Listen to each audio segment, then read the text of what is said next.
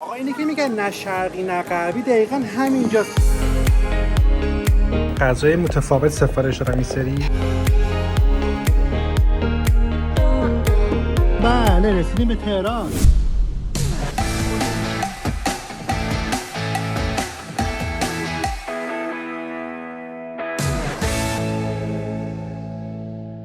حتما تو زمان مدرسه تو جغرافی در مورد نصف النهار مبدا چیزی شنیدیم و یا بعدها در مورد گرینویچ. امروز اونم دقیقاً همونجا نقطه صفر زمانی، جایی که نصف النهار مبدا ازش رد میشه. یه ولاگ خیلی باحال امروز داریم، حتما تا آخر نگاه کنید.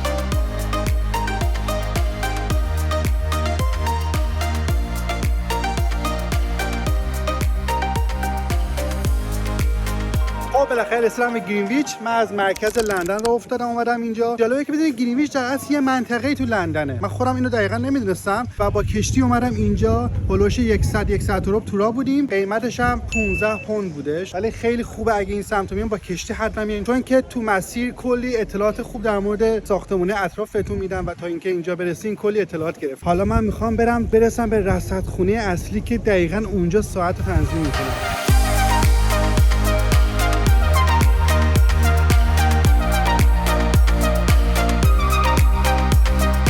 این تایلندیایی که همه جا هستن، تو نصف النهار مبدا هم وجود داره رستورانشون.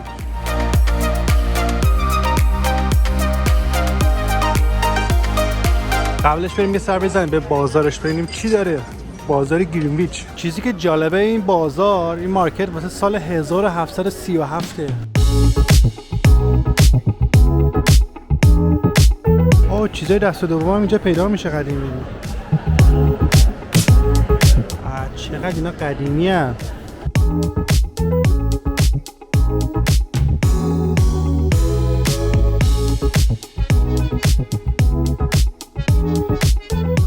قیمت این چنده؟ واسه سال 1955 بوده. 30 پوند.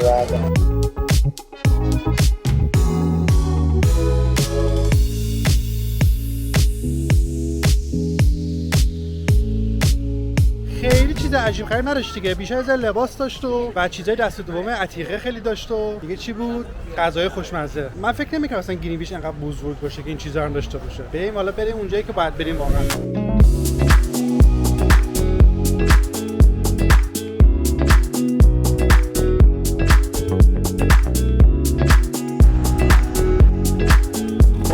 خب دیگه یواش یواش داریم نزدیک میشیم. چه جای باصفا قشنگیه. کلاً گرینویچ مکانهای دیدنی خیلی زیاد داره، مثل این کاخا اونور خیابون هم بود، تصویرش دیدیم چقدر خوشگله. یکی دو تا کاخ سلطنتی هم هستش که ورودیش رایگانه حتی، ولی دیگه ما اونا رو نمی‌بینیم دیگه، چیز اشرافی گذاشتن دیگه، به دردمون نمیخواد. ما فقط دنبال چیزای جذاب. ما الان داریم این رصدخانه سلطنتی گرینویچ یا همون نصف النهار مبدا، چیزی که تو کتابا بارها خوندیم، ولی من دیگه چند صد متر دیگه بیشتر باش فاصله ندارم. اون لوکیشنی که به عنوان نقطه مبدا زمانی مشخص شده می‌خوام با هم دیگه نگاه کنیم.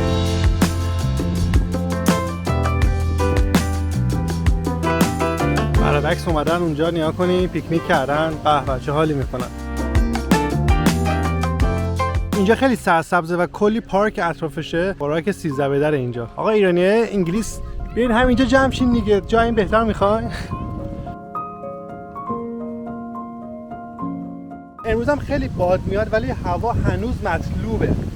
20 درجه ایناست، خیلی خوبه. دیگه آخراشه دیگه، یواش یواش داریم سمت پاییز. کجا بریم؟ چپ راست پر ساختمون اینجا. کلا اشتباه اومدیم، اشتباهی رفتیم این سمتی. البته اینجا هم موزه است ولی اون چیزی که می‌خوایم نگاه کنیم این سمته. رصدخونه بالای این تپه اونجاست.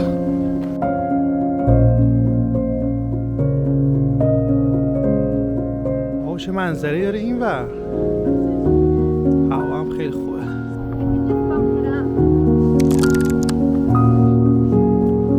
خب رسیدیم.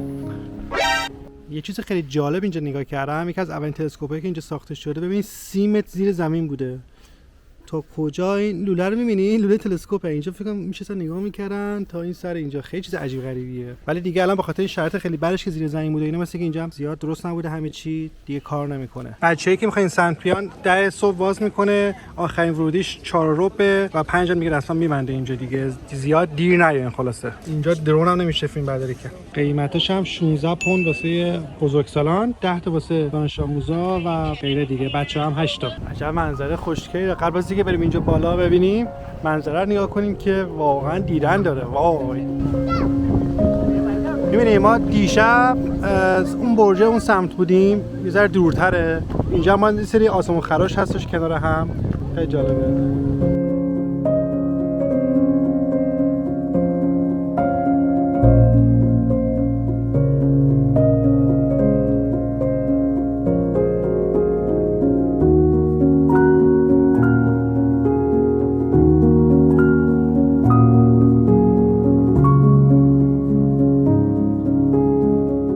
تلسکوپ عجیب غریبیه این. چیز معلومه واقعا. یا خدا. زحل معلومه که این چیه اسکل کردم ما رو.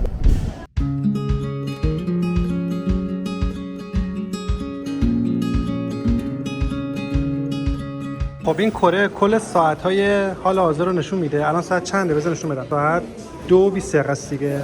بعد 3 ساعت ما با ایران فاصله داریم. خب اینجا ایران دیگه. میای پایین اینجا یه ذره تو فیلم برداری بعد نشون میده 17 و 19. میبینی 3 ساعت با من فاصله داره دیگه. دقیقاً همینه، 3 ساعت فاصله.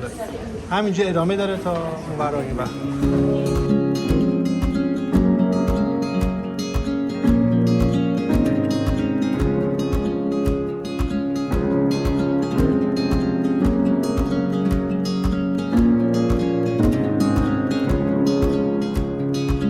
قدیما چقدر سختی میکشیدن و ایجا به جا دیگه می‌خواستن برن ساعت‌ها همه با هم فرق می‌کرد، هیچ کی ساعت یکسان نداشت. الان تو گوشیت هر کشوری به سری آپدیت میشه و اینترنت وصل میشی، اصلا این مشکلات نداره. باز بگین تکنولوژی بده.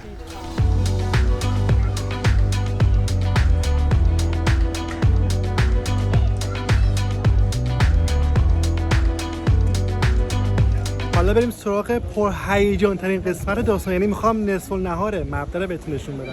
این خطی که میبینید ملت روش وایسادن نصف النهار مبداه به همین راحتی و این میرسه به این داستان اینجا که خودم تو تصویر افتادم. میبینید این دستگاه رو اینجاست که دقیقاً خط نصف النهار مبدا اینجا میگذره، نقطه صفره که ساعته، یعنی به چپ ساعت‌ها مثبت میشه، به راست منفی. حالا چه جوری بهتون نشون میدم. خب این خط رو میریم دیگه. اینجا شروع میشه درجه ها. من اونایی که میشناسم میگم بوینس آیرس اینجا نوشته درجه 58 سمت چپ، سمت راست نصف النهار چی داریم؟ کشوری مثل ایران رو داریم دیگه. ببین سیدنی هم حتی این سمت قرار گرفته، برزیل رو داریم و جاکارتا اندونزی، نایروبی، اینور میایم سنگاپور رو داریم، کوالالامپور، تایلند بعد اینجا باشه. آره اینجا بانکوک. اینور چیار داریم؟ پاناما رو داریم، آمریکای مرکزی، هاوانا، هونولولو حتی اینجاست. هنگ کنگ رو داریم اینور. بیم از سمت خودمون. بله رسیدیم به تهران، درجه 51 و سئول و توکیو کلا این سمت قرار، استانبول، روم. اینور مادرید رو داریم، شیکاگو، مونترال. اینور ساعت‌ها مثبت، اینور منفیه. یعنی چی؟ یعنی که هر چقدر اینور میریم به این سمت حرکت میکنه سونار مبدا، ساعت‌ها به اضافه حساب میشه و اینور منفی حساب میشه. یعنی اینا اینوریا جلوتر هستن تا اینوریا.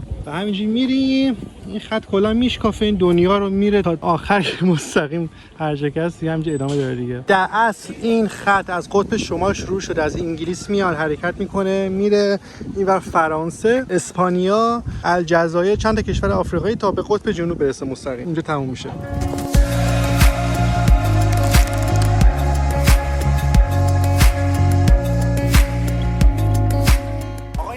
نه شرقی نه غربی، دقیقاً همینجاست، غیر از اینجا امکان نداره.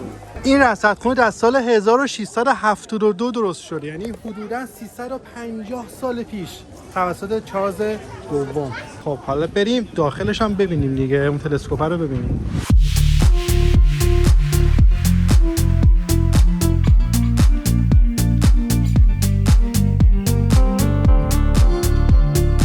ببینید اونجا خطی بود که فیلمشو گرفتیم میاد دقیقاً زیر پایه این تلسکوپ میره دیگه.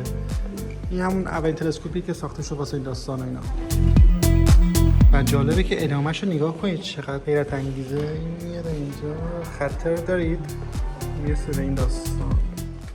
حالا اومدم این ور ماجرای خطر ادامه داریم اینجا میبینید دیگه اینا به هم وصل میشه. من زیاد سرش تو این داستان ندارم ولی میبینید این به این وصل میشه اونم به اون یکی وصل میشه و یه تلسکوپ خفن گنده میشه. ببینید بیرونش چیزی هست؟ نه. چرا؟ اوه تا کجا رفته؟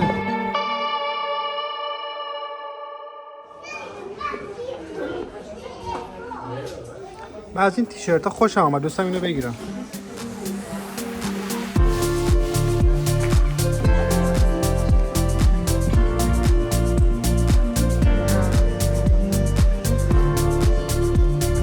خطه ادامهش بازم این پایین ساختمون هستش. مستقیم میره دیگه. تابستون هم دیگه تموم شد. نگاه کنید روزهای آخره دیگه. پاییز دارد میرسد. هلو.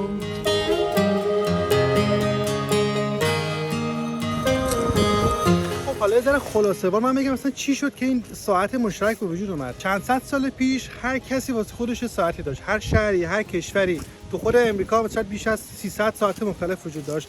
واسه همین این کار خیلی سخت می‌کرد واسه کسایی که مثلا کشتیرانی می‌کردن، قطار و این حرفا. فکر کنم یه جا دیگه یا ساعت دیگه میشد. خیلی تغییرات زیادی بود. بعد چی شد؟ انگلیس واسه اولین بار سال 1850 حدوداً اومد این کارو اول لندن و کل کشور انگلیس راه انداخت واسه قطاراش و کشتی‌ها. بعد یواش یواش امریکا هم از این استفاده کرد از گرینویچ تا اینکه بعد یک کنفرانس بین‌المللی گذاشتن و اینو دیگه به اشتراک گذاشتن، به رایده‌ای گذاشتن و همه دیگه قبول کردن اکثر کشورها که از این ساعت یعنی از همین گرینویچی که الان بودیم به عنوان مبدأ زمانی استفاده کنن. خیلی جالبه نه ولی خب خیلی کمک کردش در صورت به اینکه همه چی نظمی پیدا کنه. چه قشنگ اینجا.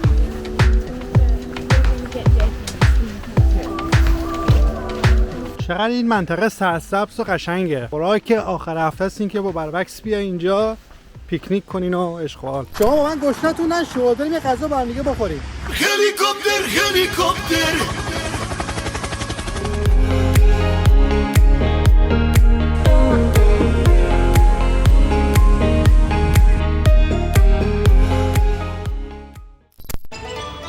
خب من اومدم یه رستوران چینی غذای متفاوت سفارش دادم این سری.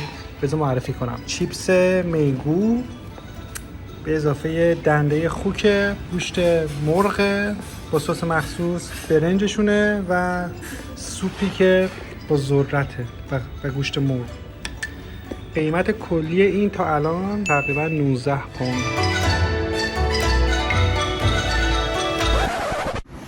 بعد چیزی در مورد غذا بگم. من با غذا زیاد حال نکردم. خیلی با کیفیت اینا تازه نبود. مخصوصا اون گوشت خوکه رو اصلا بهش دست نزدم. قشنگ معلومه اینه که یخزده هستش که فقط سرخش میکنه گرمش میکنه. اونجوری بود. گذاشتمش کنار. از اون روزا بود که غذا اصلا به دلم نچسبید دیگه. خلاصه یه بارم اینجوری پیش میاد.